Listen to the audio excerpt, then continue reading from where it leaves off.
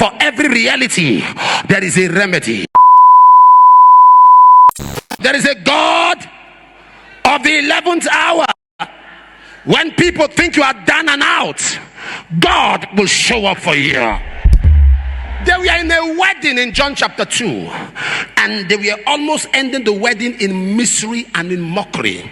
The Bible says they ran out of wine, and Jesus said, fill the water pot. And they filled up the water pot.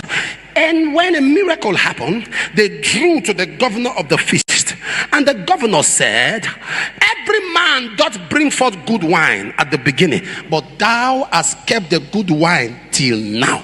Almost at the 11th hour, God showed up. What does that tell me? There might be someone under the sound of my voice who is almost giving up. You think everything is over. Everyone has turned their backs on you.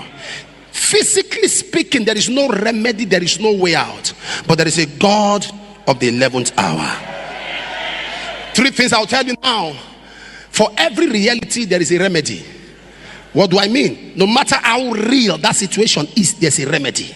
For every reality, there's a remedy. I know the reality is that there is cancer, but there's a remedy. I know the reality is that there is sickle cell, but there's a remedy. I know the reality is that there is scarcity, but there's a remedy. I know the reality is that everyone has turned their backs on you, but there's a remedy. Number two, before you get to the end, there is a bend.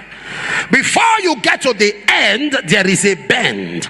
You say, Apostle, I think in marriage I'm almost getting to the end. I think financially I'm almost getting to the end. But even when you get close to the end, there is a bend.